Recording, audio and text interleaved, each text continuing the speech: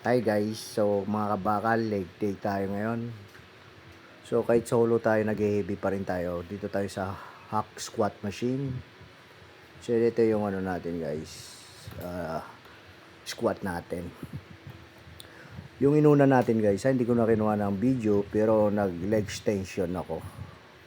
Tapos ng leg extension ko, 6 na set. So pabigat ng pabigat. Ito yung sinunod ko, yung hack squat. So dito kasi pwede tayong mag-heavy na wala tayong spotter. So pwede natin spotter yung sarili natin dito. So pabigat ng pabigat to guys hanggang sa mangawi tayo. So kahit ilang reps na lang, pagka mabigat na, okay na yon. Ang importante hindi tayo ma-disgrasya o matapilok o yung tuhod natin ay bumigay. So ito na pala yung ano natin, pinaka heavy natin. Okay. So dito guys, kahit ilang reps na lang tayo dito. Siyempre wala tayong spotter, so sagad pa rin natin. Okay guys. So kailangan natin magpalaki ng legs. So inuubo pa rin tayo guys hanggang ngayon. So kahit may trangkaso may sakit, lagi pa tayong consistent sa workout natin. So yun yung tinatawag na gym motivation.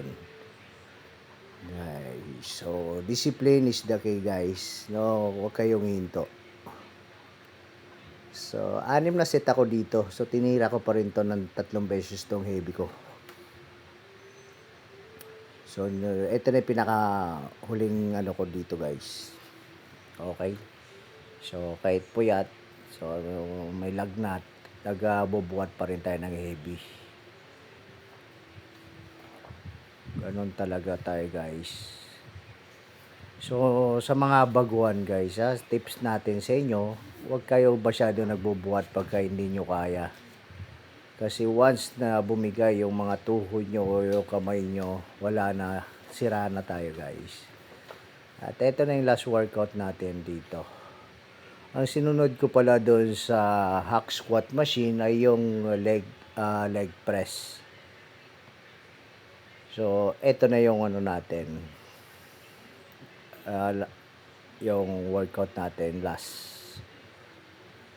So yung calves tinira ko din dyan at yung nakadapa. So yun lang, limang program lang tayo sa legs. So sa inyo guys, bahala na kayo kung ilang workout ang gagawin natin sa legs. Pero ako dito ako sumasagad. So ganun lang guys, kahit meron tayong trangkaso, sakit, always motivated pa rin tayo guys. Remember natin guys, pagka walang tiyaga, wala tayong mararating. So let's go mga kabakal. Ganun lang. So followers natin, thank you so much sa mga pagla-like at panonood ng video natin, workout. At yung mga nagpapaturo sa atin, nagchat-chat guys, tandaan nyo, tuloy-tuloy lang, makakamit nyo rin yung gusto nyo sa katawan nyo.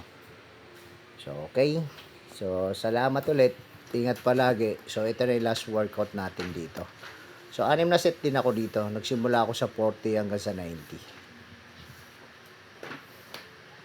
So sa pull din dito pati yung puwet natin guys Okay, naglagay tayo ng mga apakan natin para malalim yung hugot natin. So yun lang guys, see you bukas, naman tayo, chest day.